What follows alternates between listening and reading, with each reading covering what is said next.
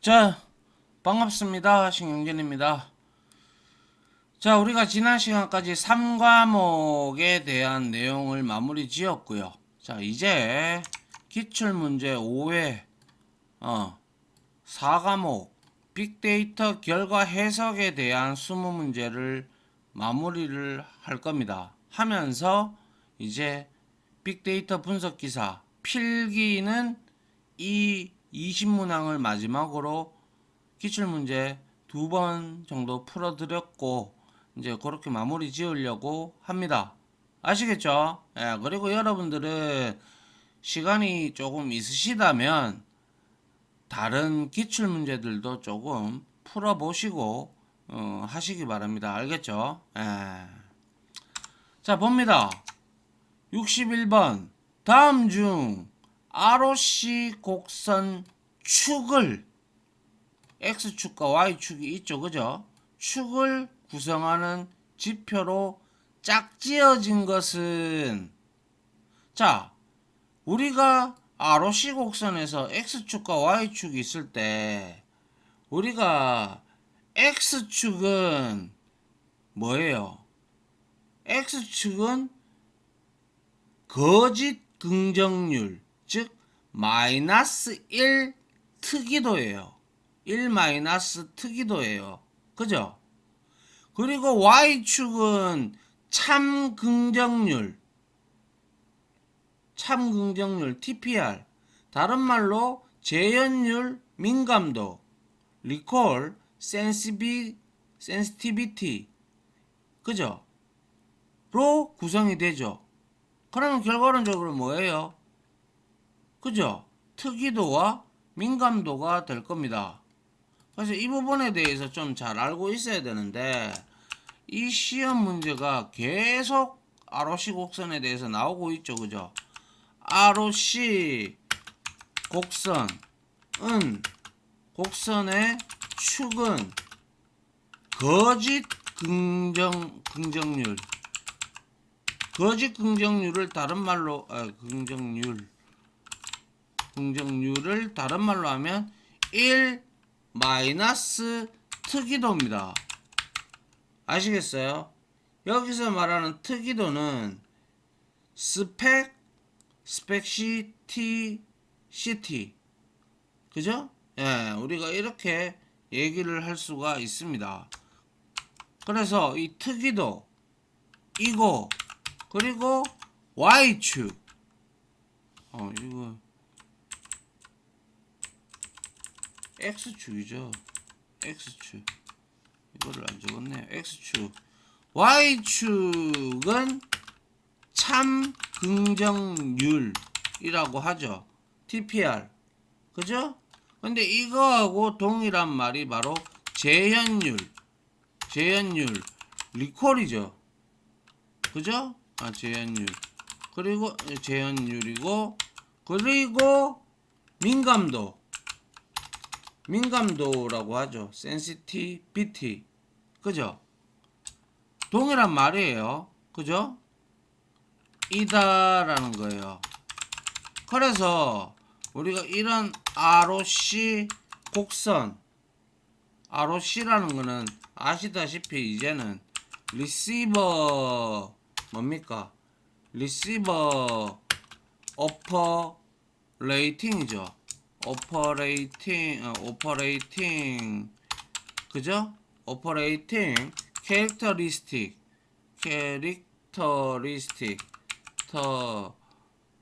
캐릭터리스틱이라고 얘기를 하고 커브라고 우리가 얘기를 합니다. 그죠?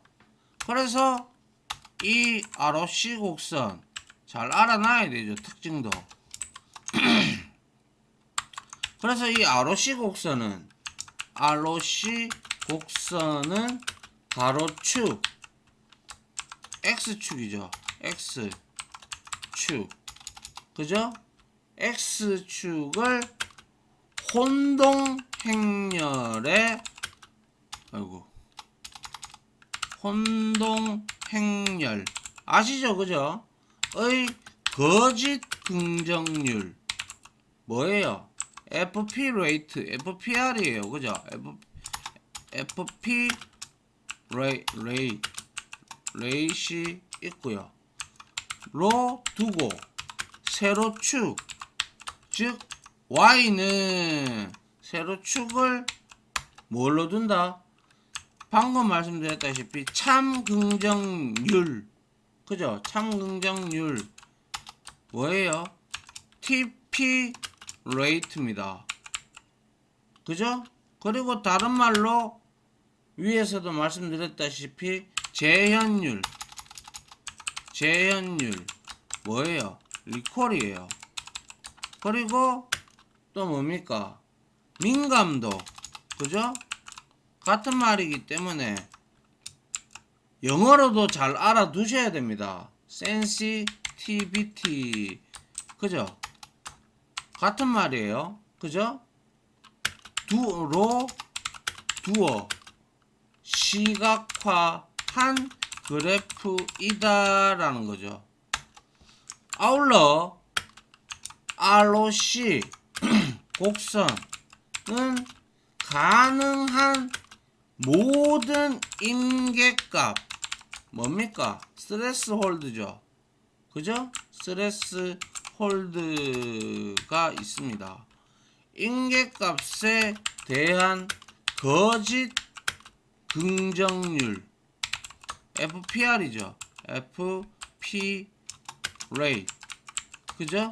예, 거짓 긍정률과 참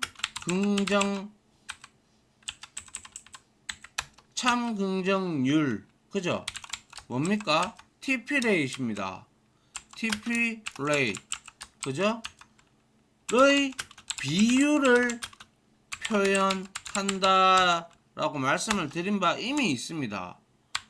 그리고 얘는 그래프가 왼쪽 꼭대기, 그죠?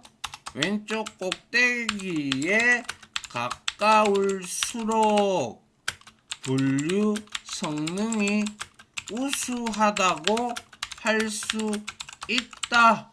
이렇게 우리가 공부를 했습니다. 맞습니까? 자, 그 다음 한번 보죠. 자, 교차 검증에 대한 문제네요. 자, 다음 중 교차 검증 크로스 밸리데이션이죠.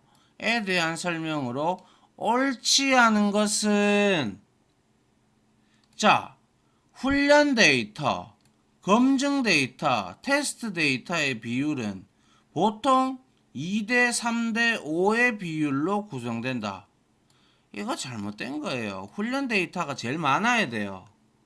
훈련 데이터가 6, 검증 데이터, 테스트 데이터를 두 개씩 이렇게 데이터셋을 나누는 게 보통의 경우예요. 이거는 틀렸어요. 뭐 어떻게 나누든지 간에 훈련 데이터셋이 더 많아야 돼요. 알겠죠? 그래서 1번이 틀렸고요. 홀드아웃 교차 검증은 데이터를 무작위로 7대3 또는 8대2의 비율로 학습 데이터와 검증 데이터로 나누는 방법이다. 맞습니다. 교차 검증은 과적합을 방지하기 위해 사용된다. 맞죠? 그죠? 그리고 데이터 수가 적은 경우에 사용될 수도 있습니다.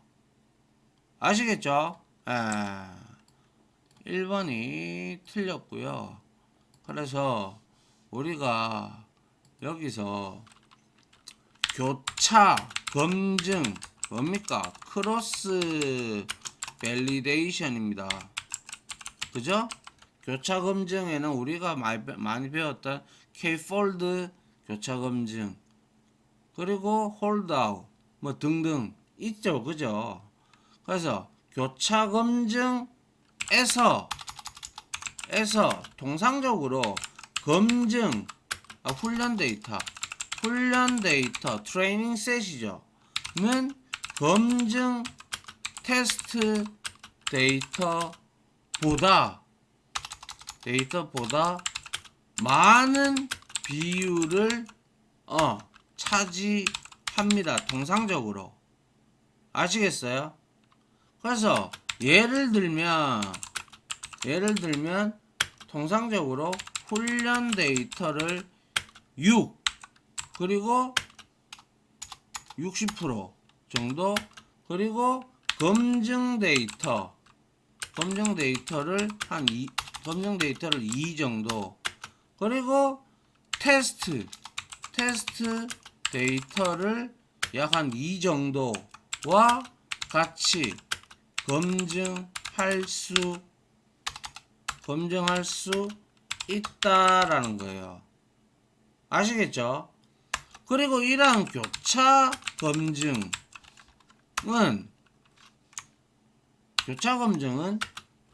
뭐예요? 교차 검증은 뭐 교차 검증이나 뭐 검정이나 일단 교차 검증이라고 하죠. 교차 검증은 예측, 그죠? 모델의 정확도를 높이기 위해 데이터를 훈련 그리고 평가 데이터로 나누어 여러 차례 검증하는 방법이다라는 거죠. 그리고 교차 검증의 목적이 뭐죠? 목적은 바로 과적합, 오버피팅을 피하고, 그리고 매개 변수를 튜닝하여 일반적인 모델을 만들고, 그죠? 일반적인 모델을 만들고 더욱 신뢰성 있는 모델 평가를 하기 위해서이다 라고 했죠.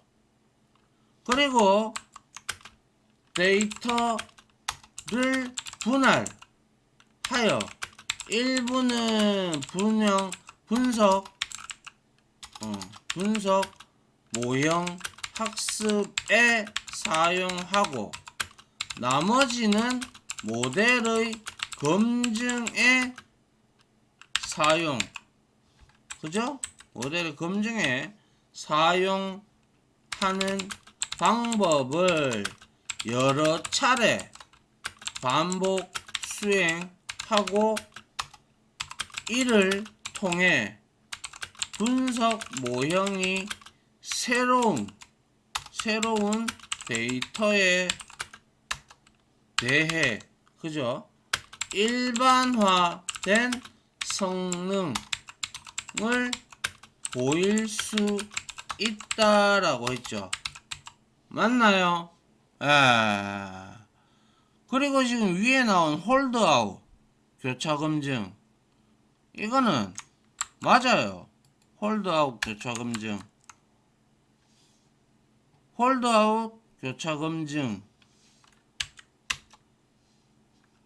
교차 검증은 데이터를 7:3 또는 8:2 비율로 학습 데이터와 검증 데이터로 나누는 방법이고요. 그리고 더불어 얘는 가장 보편적으로 랜덤 추출을 통해 데이터를 분할하는 방법이다. 그죠? 방법으로 학습 데이터와 그리고 검증 데이터가 보통 60에서 80%, 그죠? 80%이고, 그리고 테스트 데이터가 20에서 40%이다. 그죠? 이다라고 우리가 이미 배웠습니다. 그죠?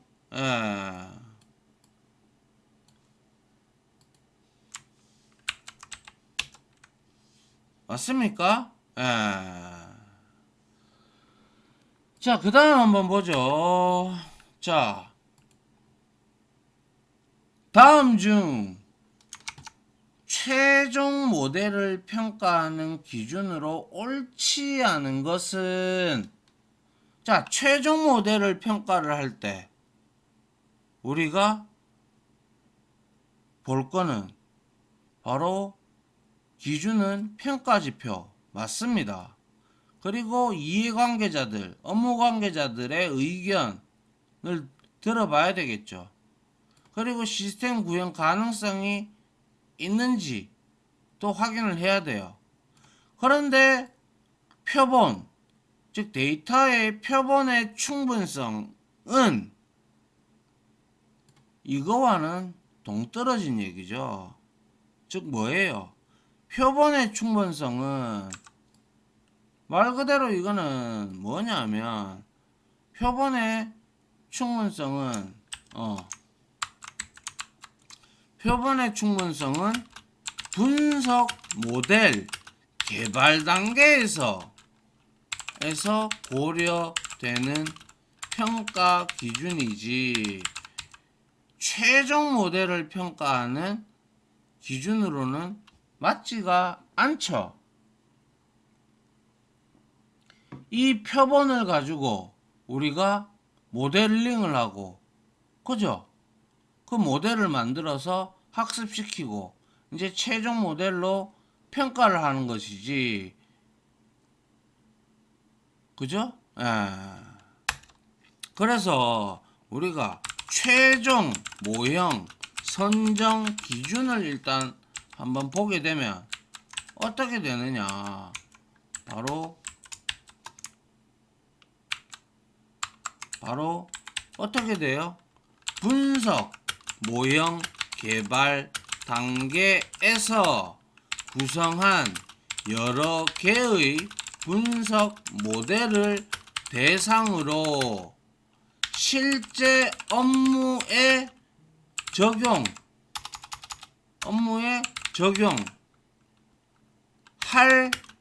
수 있는 최종 모형을 선정한다.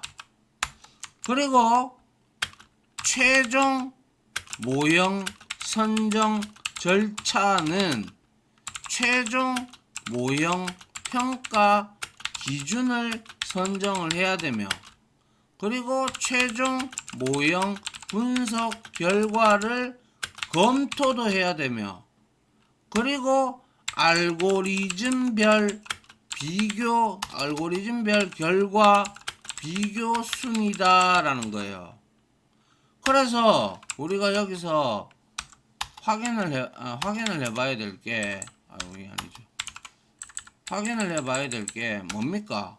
바로 최종 모형 평가 기준을 선정을 해야 되는데, 분석 모형 개발 후 분석 알고리즘 수행 결과를 검토하여 최종 모형을 선정한다고요. 그리고 정확도 액큐러시입니다. 그죠? 그리고 정밀도 프리시즌입니다. 그리고 재현율 리콜입니다. 그죠? 등의 평가 지표, 위에 지금 평가 지표 있잖아요. 그죠? 등의 평가 지표를 활용한다라고 했고요.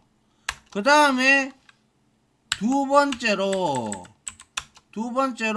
바로 최종 모형 분석 결과 검토를 해야 되는데, 이 검토를 할 때 바로 최종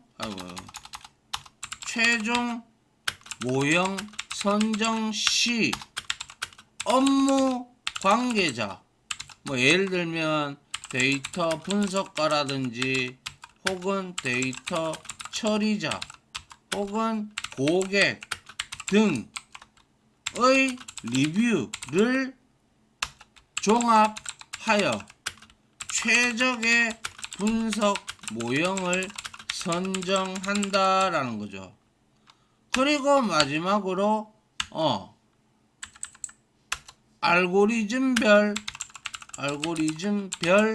결과 비교가 있는데 이게 바로 분석 알고리즘에 따라 매개 변수를 변경하여 결과를 비교하고 이를 바탕으로 우리는 최종 모형을 선정한다 입니다. 아시겠죠? 이게 이제 기준 표본의 충분성은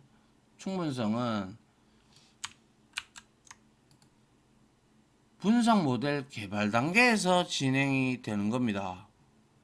아시겠죠? 자, 그 다음 64번 한번 볼까요? 자, 이게 지금 기출문제에서도 이렇게 나왔네요. 근데 이건 보면 알죠? 다음과 같은 차트가 나타내는 시각화 기법. 지금 보시다시피 여기에 범례와 같이 색상의 진화기순이 있어요. 색상의 각 칸별로 색상의 표시가 이렇게 달라지잖아요. 이게 바로 열분포예요. 그죠? 짙으면 짙을수록 우리는 데이터 값이 큰 것을 의미한다. 뭐 이런 형태로 우리가 배웠잖아요. 그럼 그게 뭐예요? 열분포 하면 바로 히트맵이죠. 맞습니까? 그래서 우리가 이렇게 딱 그림이 나왔을 때 히트맵이라고 알아야죠. 히트맵. 열분포라는 단어가 나오면 무조건 히트맵을 생각하시면 되고, 이렇게 그림이 나온다. 이거는 이제 여기에 열분포가 이렇게 되어 있는데 이렇게 되어 있다. 그러면 이거는 히트맵이구나 생각하시면 된다 이거예요. 아시겠죠? 그래서 히트맵 정말 많이 설명했죠. 색상으로 표현할 수 있는 다양한 정보를 일정한 이미지 위에 열분포라고 했죠. 열분포 형태. 이게 왜 열분포 형태로 표현한 그래프이다라는 거예요. 그리고 아울러 저 위에 있는 각 칸별 색상은 데이터 값의 크기를 나타낸다라고 했고, 나타내고 색상이 짙을수록 데이터 값이 큰 것을 의미한다라고 제가 히트맵에 대해서 이렇게 설명을 드렸죠. 그리고 뭡니까? 이 트리맵은 뭡니까? 우리 배웠잖아요. 그죠? 자, 트리맵입니다.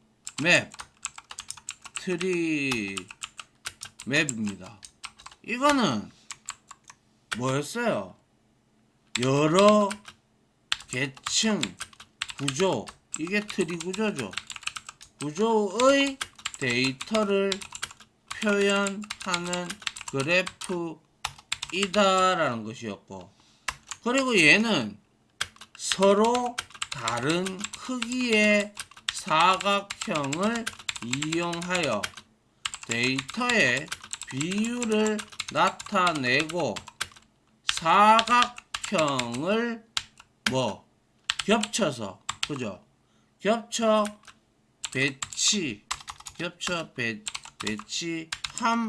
배치함으로써 데이터의 대분류와, 그죠? 하위 분류를 구분한다라고 트리맵에 대해서 이렇게 설명을 드렸죠. 그죠? 그리고 카토그램 공간 시각화, 그죠? 스카토그램 얘는 뭐예요? 그죠? 얘는 특정한 데이터 수치의 변화에 따라서 지도의 면적이 왜곡되는 그래프이다 라고 했죠. 그래서 통상적으로 주로 의석수나 선거인단 수 그리고 인구 등의 데이터를 표현한다. 맞습니까?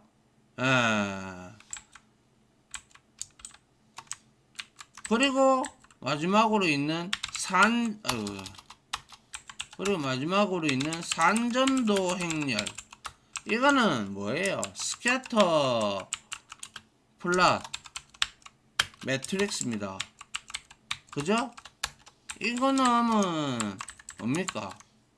산점도 점으로 데이터를 흩뿌려 놓은 거예요. XY 좌표 그래프에.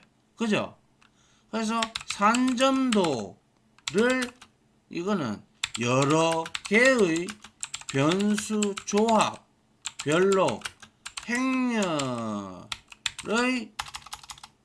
행렬의 형태로 뭡니까? 표현한 그래프이다 라고. 이것도 몇 번째 설명을 하는지 모르겠네요. 여러분들이 그래도 이렇게 설명하면 이 하나하나를 다시 한 번 더 복습을 하다 보면 하다가 보면 계속 여러분들한테 뭡니까? 여러분들한테 자꾸 각인이 되잖아요. 그죠? 그것만 해도 저는 여러분들이 합격할 수 있을 거라고 생각합니다. 자, 65번 보죠. 자, 65번 중에 다음 중 분류 모형 평가에 대한 설명으로 옳지 않은 것은 입니다.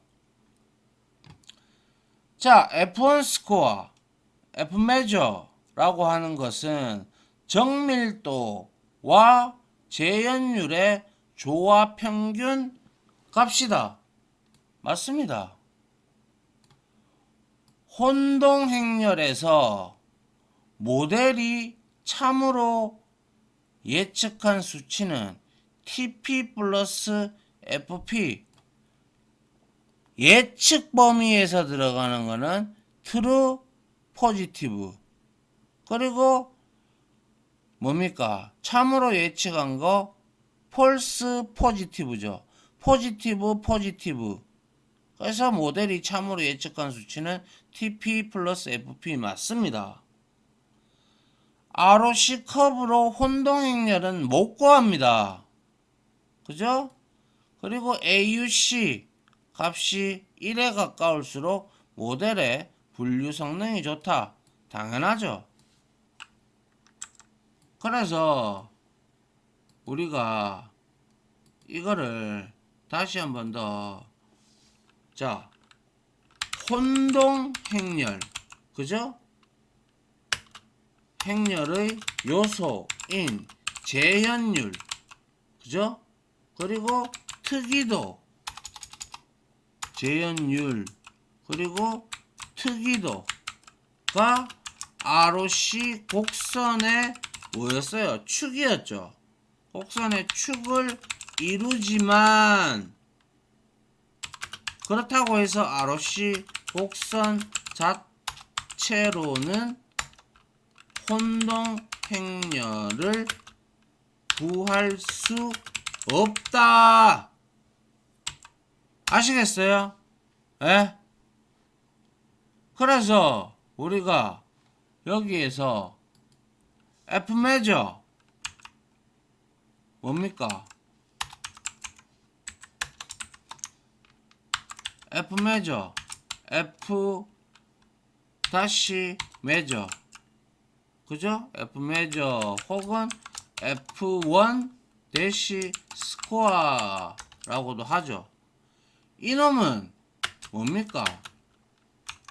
0에서 1 사이에 범위를 가집니다.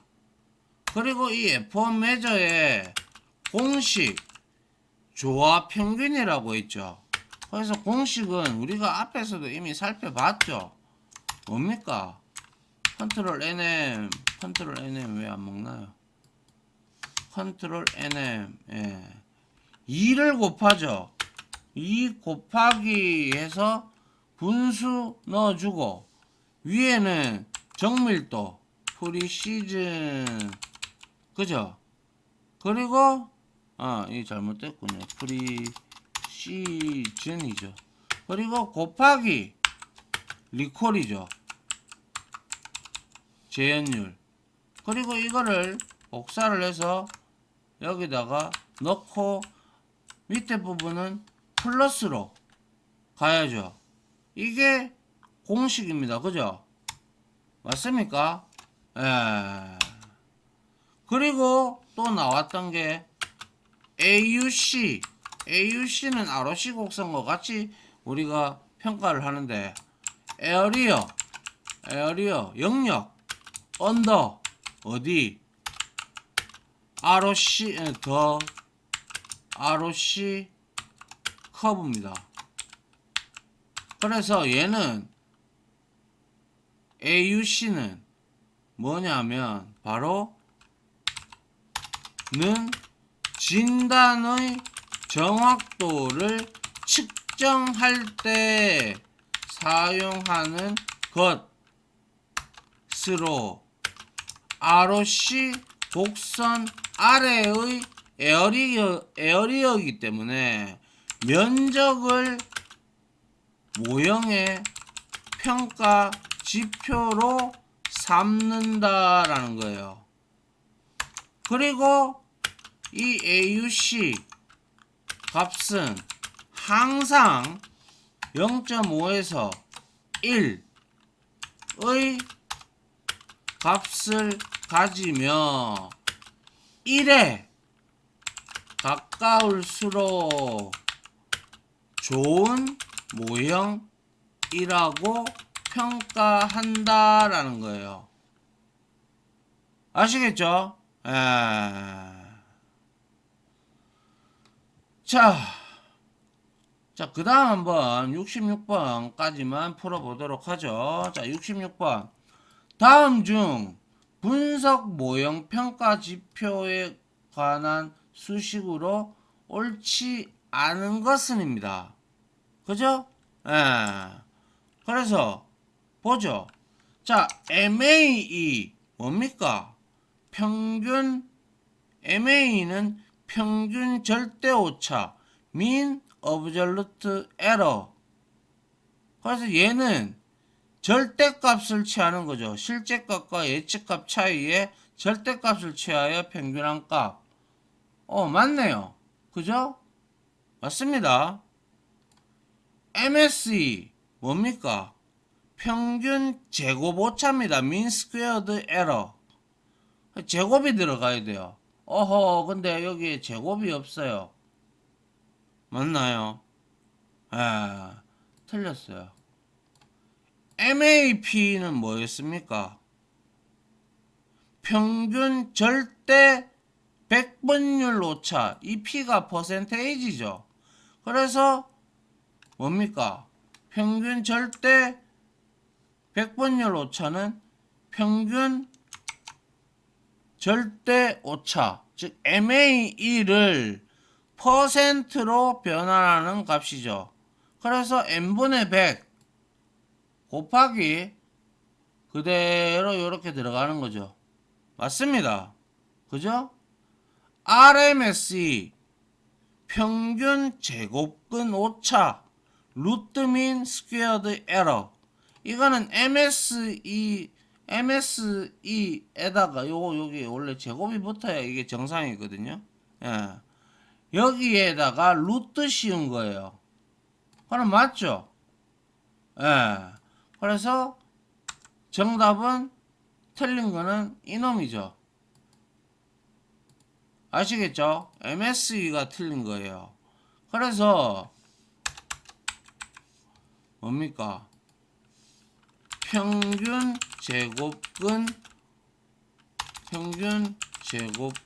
오차, 즉 MSE의 수식은 컨트롤 NM 해서 뭡니까? n분의 1이죠. 1 n 그리고 시그마가 들어가죠. 시그마가 들어가서 여기에서는 i는 1이고 위에는 n이고, 그리고 여기에서 뭡니까? 실제 값이죠. 실제 값에서 어떻게 한다? 이게 아니죠.